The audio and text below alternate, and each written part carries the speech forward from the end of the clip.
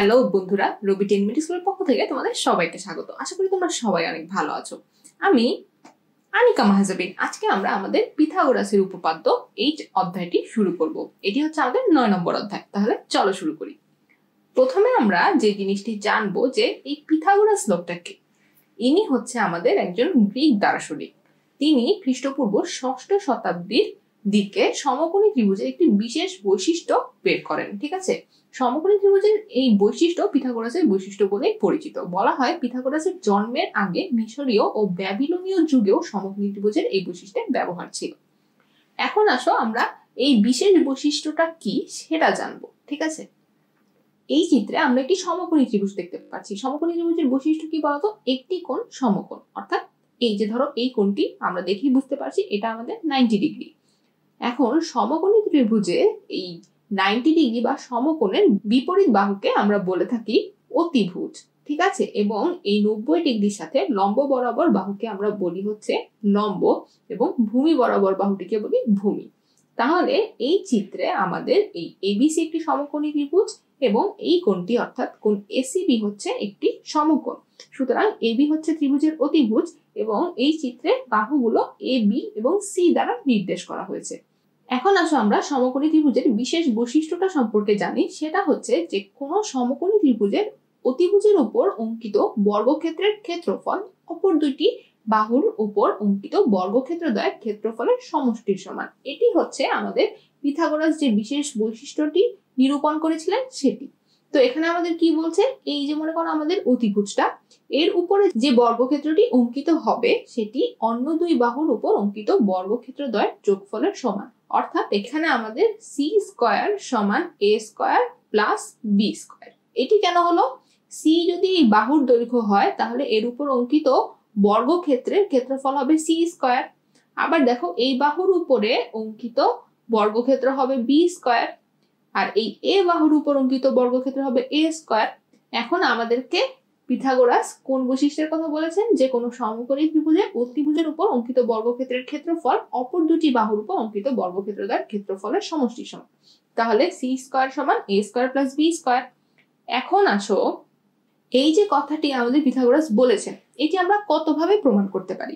এটি আমরা 3 ভাবে প্রমাণ করতে পারি। দুটি সমকোণী ত্রিভুজের সাহায্যে, সদৃশকোণী ত্রিভুজের সাহায্যে, আবার বীজগণিতের সাহায্যে।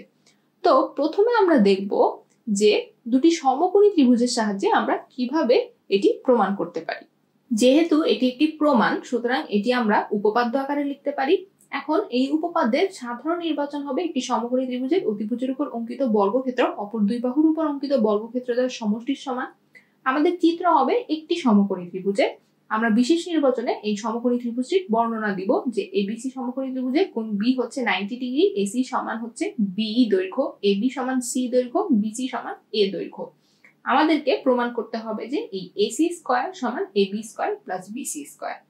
এখন আমাদের অঙ্কন কি হবে?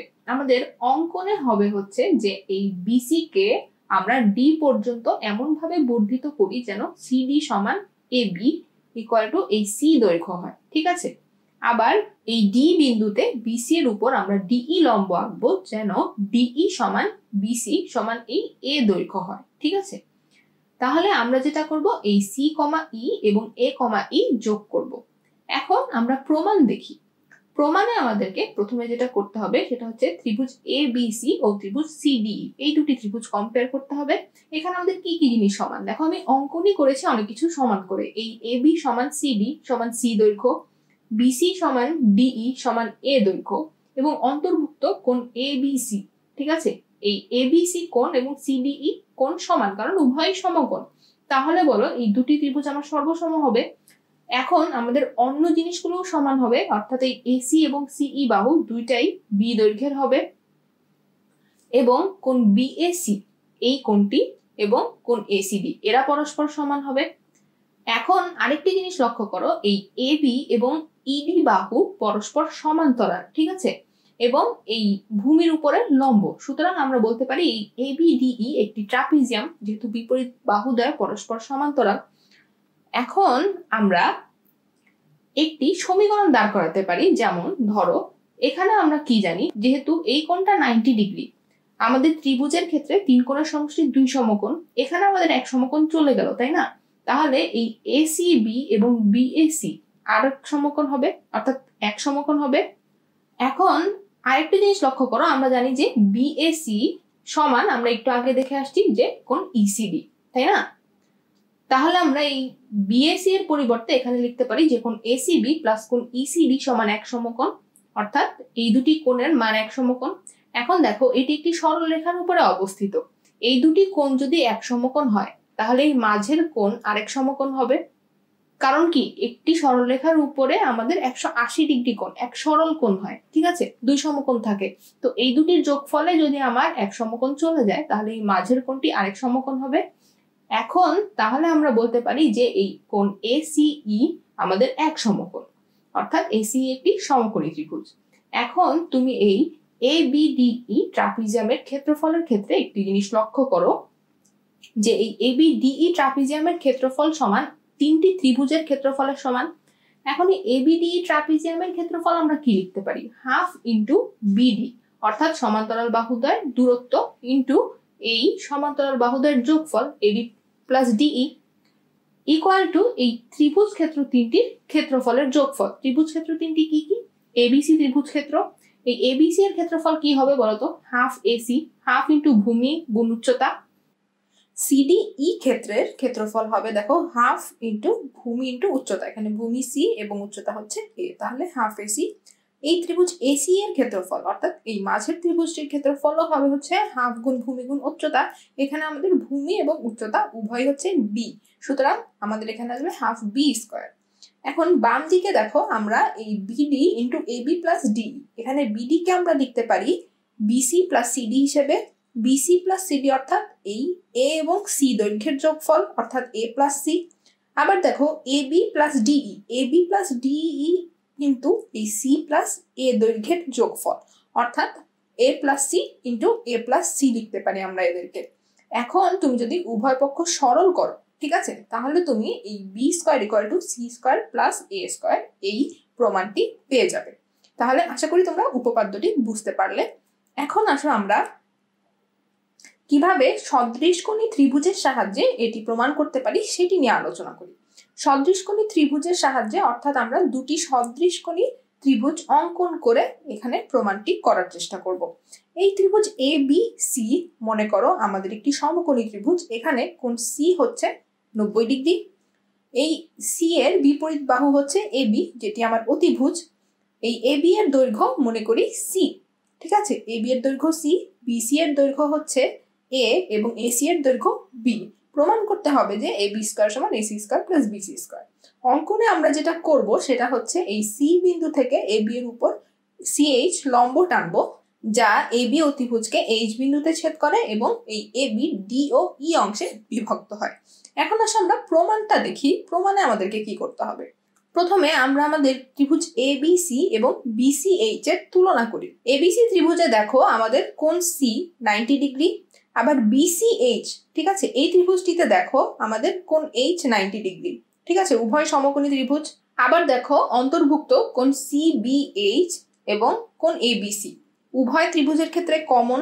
ত্রিভুজদ্বয়ের দুটি কোণ সমান, অর্থাৎ তৃতীয় কোণটিও সমান, সুতরাং ত্রিভুজদ্বয় সদৃশ বলা যায়।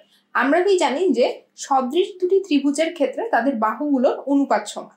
এখানে দেখো তাহলে আমাদের এবিসি ত্রিভুজে বিসি বাহু, ঠিক আছে, বিসি বাহু হচ্ছে এটা। এই বিসি বাহু দেখো আমাদের যদি এটি 90 ডিগ্রি হয় তাহলে এই 90 ডিগ্রির সাথে বিসি ভূমি। আবার বিসিএইচ ত্রিভুজে দেখো এটি যদি 90 ডিগ্রি হয় তাহলে এর সাথে বিএইচ হচ্ছে ভূমি। আবার লক্ষ্য করো এবিসি ত্রিভুজে কোণ সি যেহেতু আমার সমকোণ, সুতরাং অতিভুজ হচ্ছে এবি। আবার বিসিএইচ ত্রিভুজে কোণ এইচ যেহেতু সমকোণ, এখানে আমার অতিভুজ হচ্ছে বিসি। এখন উভয় ত্রিভুজের ক্ষেত্রে যদি আমি ভূমি বাই অতিভুজের অনুপাত সমান করি, ঠিক আছে, তাহলে দেখো এবিসি তে আমার ভূমি বাই অতিভুজ হবে বিসি বাই এবি। আবার বিসিএইচ এর ক্ষেত্রে আমার ভূমি বাই অতিভুজ হবে কি বিএইচ বাই বিসি।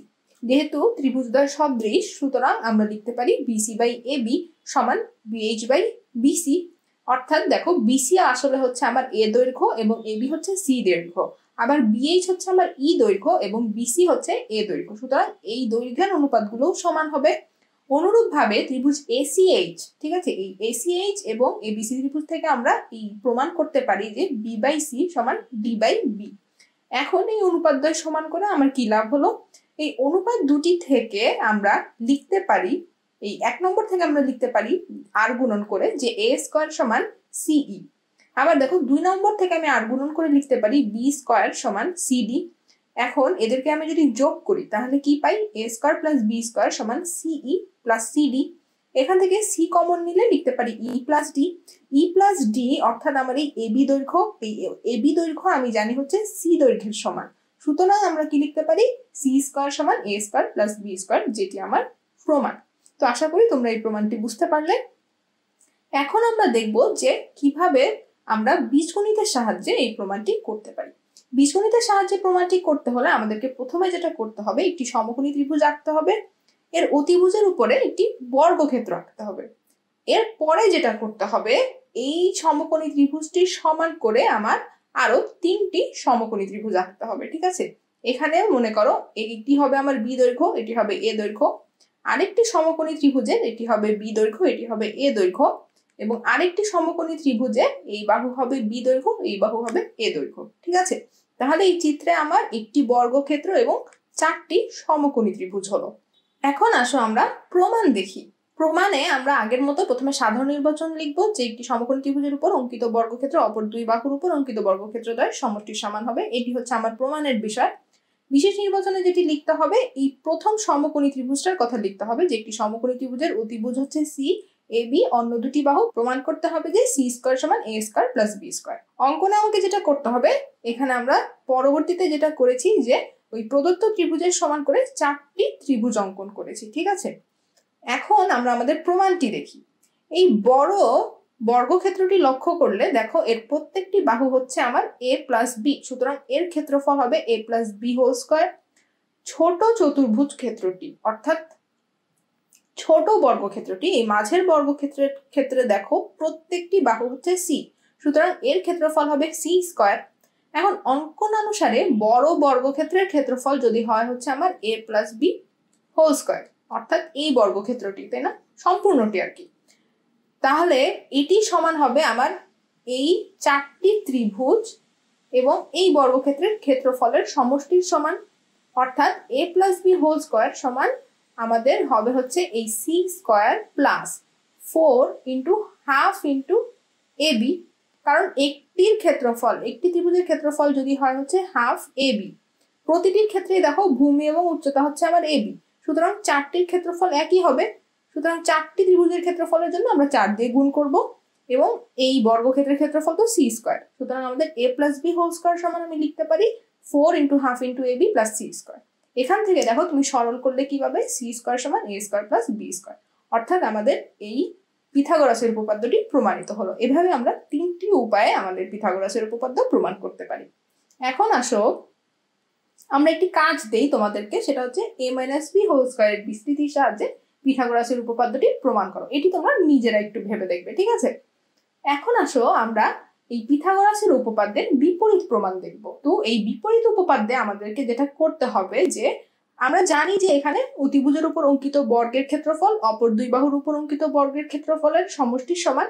আমাদেরকে প্রমাণ করতে হবে যে অন্তর্ভুক্ত কোণটি সমকোণ। এটা আমরা কিভাবে করতে পারি, এটার জন্য আমাকে যেটা করতে হবে আরেকটি ত্রিভুজ অঙ্কন করতে হবে। সুতরাং আমার বিশেষ নির্বাচন হবে যে ত্রিভুজ এ বি সি এর এ বি স্কয়ার সমান A C square plus B C square আমি জানি, ঠিক আছে। এই ত্রিভুজের ক্ষেত্রে প্রমাণ করতে হবে যে কোণ সি এক সমকোণ। অঙ্কনে আমরা যেটা লিখবো যে আমরা এমন একটি ত্রিভুজ ডিইএফ অর্থাৎ এই ত্রিভুজটি আঁকি যেন সেটার কোণ এফ সমকোণ হয় এবং ইএফ বাহু বিসি বাহুর সমান হয় এবং এই ডিএফ বাহু আমাদের এসি বাহুর সমান হয়। এখন আমরা প্রমাণ দেখি। প্রমাণে আমরা কি করব, প্রমাণে দেখো এই ডিইএফ ত্রিভুজে আমরা কোণ এফ সমকোণ জানি, সুতরাং পিথাগোরাসের উপপাদ্য অনুযায়ী আমরা লিখতে পারি যে ডিই স্কয়ার সমান EF square plus DF square. এখন অঙ্কন অনুসারে কিন্তু আমি এই ইএফ এর সমান করে বিসি এঁকেছি, ডিএফ এর সমান করে এসি এঁকেছি, সুতরাং ইএফ স্কয়ার প্লাস ডিএফ স্কয়ারের পরিবর্তে আমি লিখতে পারি BC square plus AC square.